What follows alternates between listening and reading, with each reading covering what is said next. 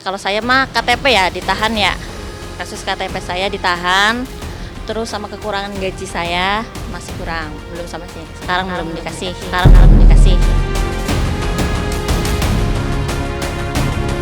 Satu takut ibaratnya suruh kerja lagi di situ ya, soalnya susah. Jujur saja kalau udah masuk situ susah keluar.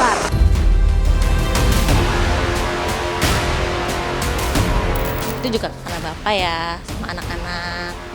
Gitu. Bisa tahan nggak? Tahan, insya Allah gitu. Iya, selalu ngertiin.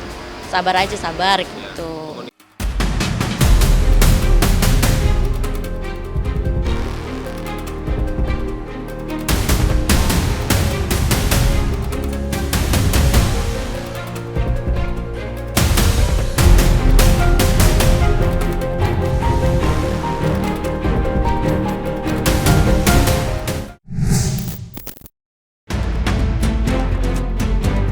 Viralnya kasus dugaan kekerasan terhadap asisten rumah tangga yang disebut melibatkan mantan istri Andre Taulani, yakni Rian Wartiatri Gina, kini semakin panas dan terus memantik reaksi negatif dari warganet. Situasi makin memanas setelah muncul pengakuan dari sosok yang diduga korban bernama Hera. Setelah cerita tersebut beredar luas, nama Erin langsung menjadi trending topik dan menuai gelombang komentar dari netizen. Namun di tengah ramainya polemik tersebut, muncul lagi postingan baru yang tak kalah menyita perhatian. Kali ini datang dari akun TikTok yang mengaku mantan ART Erin bernama Kimberly Natania. Unggahan itu sontak viral setelah memunculkan tagar mencolok bertuliskan tagar KTP ditahan. Postingan tersebut langsung memancing pro dan kontra di kalangan netizen. Tak sedikit warganet yang ikut berkomentar, sementara sejumlah mantan karyawan lain juga disebut turut meramaikan kolom komentar. Kenangan kerja di rumah Erin yang banyak banget drama bersama teman perjuangan, tulis Natania dalam captionnya. Namun, drama ini rupanya tak berhenti sampai di situ. Unggahan tersebut juga mendapat balasan dari sebuah akun bernama Salihin yang mengaku pernah bekerja di kediaman Rian Wartiatri Gina. Itu foto saya ya mbak, saya aja resign dari situ mbak. Di tengah ramainya komentar yang berdatangan, ada juga salah seorang netizen yang mencoba mengingatkan sang pengunggah agar lebih berhati-hati usai membagikan postingan tersebut. Hati-hati lawan orang kaya, tahu sendiri kan hukum di Konoha seperti apa? Baik-baik selalu untuk mbaknya. Dan seperti inilah pengakuan dari Natania terkait sikap Erin selama dirinya bekerja di sana. Awal masuk sih lumayan ya, tapi hanya kata-katanya doang ya. Ya ini tegas ya agak lumayan kasar sih ya. Saya lagi itu mah kagetnya pas di jam dinding ya. Saya kan jatuhin jam dinding nggak sengaja. Ya itu lumayan ibaratnya bikin shock juga. Wah, ya lumayan ibaratnya, tapi itu luar biasanya bikin kaget. Semua harus hari itu juga, tapi alhamdulillah enggak sampai harus bayar lah itu. Aduh, kalau kayak gitu sih agak-agak lumayan lah ya, tahu sendiri beritanya ya gitu sih. Pasti kita pengen ekspresi mengedepankan estetika. jelas tadi mendengarkan. Tapi nggak lakuin kekerasan, belum sampai. Apa barang-barang pun harus perfect gitu, sesuai arahannya dia, nggak boleh diubah atau geser pun sedikit pun nggak bisa. Harus detail, bersih. Dia setelah Mbak kerja terus langsung dilihatin gitu. Dia bangunnya agak siang kan ya. Itu harus diliatin dikit gitu. Nanti kalau ibaratnya kurang perfect ya baru dia ngomong, ini buka, ini nggak kayak gini gitu. Kalau saya mah KTP ya ditahan ya. Kasus KTP saya ditahan, terus sama kekurangan gaji saya masih kurang, belum sama sih. Sekarang belum dikasih. Hanya 500 kurang 500. Kurang 500.000 doang. Bicara soal itu Udah, tapi belum dikasih. Janji kalau saya datang lagi ya kan, tapi saya bilang saya nggak bisa datang lagi, tolong ditransfer nih KTP sama kekurangan gaji. Satu takut ibaratnya suruh kerja lagi di situ ya, soalnya susah. Jujur saja kalau udah masuk situ susah keluar. Ya maksudnya sesuai dari teman-teman ya. Maksudnya tuh kalau ibaratnya Ibu Erin nyuruh kita pulang ya kita pulang. Kalau ibaratnya kita izin pulang nih, tapi Bu Erin nggak ngizinin nggak bakalan bisa pulang.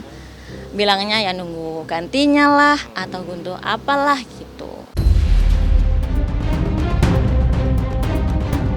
Natania disebut menjadi salah satu karyawan terlama yang pernah bekerja di kediaman Rien Wartiatri Gina. Ya, selama hampir 6 bulan berada di sana, dirinya disebut mampu bertahan di tengah berbagai situasi yang dihadapi. Di balik ketahanannya itu, rupanya ada sosok yang disebut memberi dukungan moral cukup besar.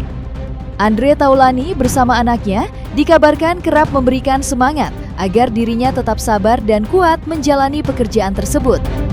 Dukungan itulah yang disebut menjadi salah satu alasan mengapa Kimberly Natania mampu bertahan lebih lama dibanding karyawan lainnya. Itu juga karena Bapak ya sama anak-anak gitu. Bisa tahan nggak? Tahan, insya Allah gitu. Iya, selalu nguatin. Sabar aja, sabar gitu. Oh, kalau anaknya mah cuek. Kalau anaknya cuek. Ya, hanya Bu Erin doang sih. Saya di situ mah udah nggak ada di situ ya Bapak ya. Udah nggak ada. Itu udah nggak ada Bapak. Udah nggak ada. Oh, udah banyak ya, nggak bisa dihitung. Oh gitu. Ya bulan pertama juga udah 2 atau 3 gitu. Bulan pertama saya di situ ya udah 3 orang, terus ke bulan 2 ada 2 orang. Itu sering. Jadi saya juga mau pulang juga jangan dulu nunggu ada gantinya. Saya juga udah pernah izin pulang. Selama saya Oktober sampai Maret itu saya paling lama. Yang lain itu nggak nyampe segitu. Kalau itu saya ke situ tuh udah ada dengeran ya. Ada yang udah kabur atau ini itu udah ada dengar. Kan saya agak lama ya, maksudnya jauh-jauh hari puasa udah ngomong nih. Iya udah ngomong, udah pesan kereta nih, walaupun tiba-tiba diundur, suruh undur sehari gitu kan. Ya hampir sama, tapi kan saya juga kurang paham ya, sampaikan kayak gitu, tapi kebanyakan kayak gitu. Keberanian Nia dalam mengungkap sikap sang majikan disebut tak lepas dari pengakuan Hera, asisten rumah tangga yang diduga mengalami kekerasan oleh Rien. Munculnya cerita tersebut menjadi salah satu pemicu semakin terbukanya suara dari pihak-pihak lain. Ya, belum lama ini Hera secara belak-belakan menceritakan kejadian yang disebut pernah dialaminya. Dalam pengakuannya, ia mengungkap momen saat dirinya diduga menerima perlakuan kasar dari sang majikan. Yang membuat banyak orang terkejut, semua disebut berawal dari persoalan yang terbilang sepele. Hanya karena jendela rumah lupa ditutup, situasi yang awalnya kecil justru disebut berubah menjadi konflik besar. Ya kan gini ceritanya, itu posisi kan jam 3 sore. Emang bersih-bersih di rumah Ibu Erin tuh 2 kali kan, pagi jam 5 sama jam 3 sore. Lah pas posisi itu jam 3 sore pun saya udah megang sapu dan bersihin atas. Lagi mukul-mukul kursi gitu, debunya tuh lagi bersihin debu. Lah dia tuh tiba-tiba ke atas, terus lihat kamarnya Mas Dio itu hordengnya nggak dibuka katanya, terus kamar mandinya masih kebuka. Kan posisinya paginya kan kamar mandinya udah saya bersihin. Menurut saya tuh nantilah saya tutup, kalau sore kan saya keliling jam 5 tuh saya keliling, saya tutupin semua. Itu kan belum jam 5.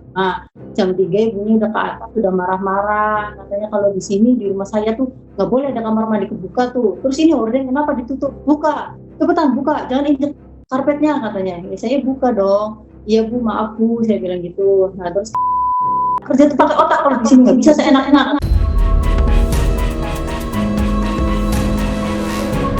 Ini debu masih ada katanya di atas tong sampah tuh. Kata dia gitu. Saya iya Bu, nanti saya lap Bu, maaf Bu, aku bilang gitu kan. Nah terus habis itu saya kan megang sapu. Kamu memang dari tadi tuh kerjanya katanya kamu tuh nggak becus kerjanya. Saya bilang ya kalau nggak becus Bu, saya balikin aja, kata saya gitu. Terus dia marah mungkin saya ngomong gitu. Dia ngambil sapu yang saya pegang, langsung dia pukul kepalaku. Kamu nih jangan, kamu tuh nggak kepake di rumah saya tuh. Kamu tuh itu katanya apa sih nggak bisa kerja kamu tuh. Nah terus saya bilang, Bu jangan main tangan dong Bu, sakit Bu. Dipukul lagi saya pakai sapu itu kedua kalinya. Nah habis itu kedua kalinya dia tuh, udah kamu kerjakan yang benar, ganti spraynya ini. Di situ dia tendang kepala saya itu 1 kali ditendang sampai saya terjentang. Ya Allah Bu, maaf Bu, kenapa sih Bu, jangan kasar Bu, aku gitu kan. Kata Ibu Erin, udah kamu kembali kerja yang benar katanya gitu. Kamu jangan macam-macam sama saya. kamu nggak bisa keluar dari sini kalau belum ada penggantinya. Jadi gitu, nggak apa-apa Bu, saya keluar dari sini aja Bu, aku bilang gitu. Nggak, saya gaji kamu, nggak apa-apa nggak digaji Bu, saya mau keluar Bu, tolongin saya mau keluar, saya minta itu aja, aku bilang gitu kan. Cuma Bu Erin tetap bilang gini, udah kamu jangan macam-macam, sana kembali kerja yang benar. Di tengah ramainya tudingan yang terus bergulir, Erin masih tak terima nama baiknya dicemarkan oleh para mantan asisten rumah tangganya. Merasa dirugikan dengan berbagai pernyataan yang beredar di media sosial, dirinya pun memilih mengambil langkah hukum. Ya, Erin sendiri sudah membuat laporan polisi terkait dugaan pencemaran nama baik. Langkah ini disebut sebagai bentuk respons atas tudingan yang kini ramai menjadi konsumsi publik. Namun rupanya perkara ini tak berhenti hanya pada satu laporan saja. Rencananya proses hukum tersebut masih akan terus berkembang dan bisa berlanjut pada 2 laporan lain yang tengah dipersiapkan. Lantas setelah kasus ini viral, akankah Erin segera ambil tindakan tegas juga kepada oknum yang diduga para mantan karyawannya? Juga tadi sudah ngobrol di rumah. Tadi ada pihak dari Polres Jakarta, Polsek Sanggerahan juga tadi Pak RW juga mengecek kebenarannya dan itu aman. Pak, mungkin Erin membantah ya, Mbak? Kalian kan semua lagi di rumah kan, bisa dilihat buktinya tidak ada yang aneh-aneh. Terlapornya sebenarnya langkah awal dari tadi kita dimintai keterangan oleh penyidik pada di awal tadi bahwa pelapornya kita melaporkan akun media sosial terlebih dahulu. Yang inisial ND pada media sosial Trits ya. Pelaku utamanya nanti diduga itu, tapi untuk sementara itu yang akan kami laporkan. Pasal yang disangkakan 433, 434 dan 441 dengan ancaman paling lama 5 tahun. Kejadian yang dimaksudkan diketahui pada tanggal 29 April 2026 dan tempat kejadiannya yaitu di Jalan Kesehatan 4, Bunga Mayang, Bintaro Utama, Jakarta Selatan. Isi laporan saudara inisial RT tersebut melaporkan bahwa ia mengalami pencemaran nama baik dan atau fitnah. Karena saya nggak tahu dan saya juga memang sudah nggak dengar kabar beritanya, jadi ya saya nggak bisa komentar apa-apa. Sikap tegas Rien Wartia Trigina dengan membuat laporan dugaan pencemaran nama baik justru membuat konflik yang kini bergulir di ranah hukum semakin panas dan menarik perhatian publik. Perseteruan yang sebelumnya ramai di media sosial kini perlahan masuk ke babak yang lebih serius. Apalagi, ibu 3 anak itu disebut telah melakukan serangan balik dengan melampirkan bukti berupa rekaman CCTV dari kediamannya. Langkah tersebut diduga menjadi upaya untuk membalas laporan yang sebelumnya lebih dulu diajukan oleh Hera. Di sisi lain, Hera juga dikabarkan telah menyerahkan bukti visum. Dokumen itu disebut menjadi salah satu dasar yang memperkuat dugaan bahwa tindakan kekerasan tersebut memang benar terjadi pada dirinya. Lantas, akan seperti apa kasus ini ke depannya? Apakah Erin akan membungkam semua? Atau laporan Hera akan membuat Erin merana?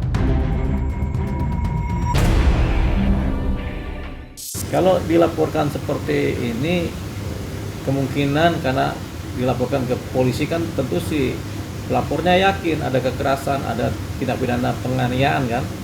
Jadi kemungkinan besar sudah terjadi itu penganiayaan ya. Cuman kan kadang-kadang buktinya hilang atau kemudian memar-memarnya sudah nggak ada, tapi sudah pernah terjadi. Nanti bisa dilihat kalau di rumahnya ada CCTV, bisa dilihat itu apa yang terjadi di dalam rumahnya itu. Rasanya ketika ada orang melaporkan penganiayaan, kemudian lapornya diterima oleh pihak kepolisian, berarti sudah ada saksi dan bukti yang bisa kemudian dipergunakan untuk menjalankan laporan tersebut. Nah, kalau ini terjadi dan kemudian diproses, ya bisa jadi si majikannya akan menjadi tersangka karena penganiayaan, entah penganiayaan berat maupun penganiayaan ringan. Semua sudah ada bukti-buktinya, CCTV yang di rumah, saksi-saksi ART yang ada di rumah, security terutama. Jadi nanti biar proses. Tapi Hera ini mulai bekerja dari bulan Baru banget. Satu bulan? Belum ada belum nyampe 1 bulan. Dan gajinya juga katanya ditahan itu belum benar? ada gajian. Belum 1 bulan. Belum 1 bulan. Dan saya juga udah bayar ke penyalur itu kan. Jadi ya kita lihat aja. Tapi benar sih. Tapi kalau untuk ART-nya kenal nggak sama Ibi? Nggak tahu, saya nggak tahu. Karena kan saya udah nggak di rumah bersama mereka karena udah masing-masing itu, jadi saya nggak tahu. Ya saya juga belum tahu seperti apa tindak lanjutnya, prosesnya juga sampai mana saya belum tahu. Ya mudah-mudahan bisa cepat selesai dengan baik lah.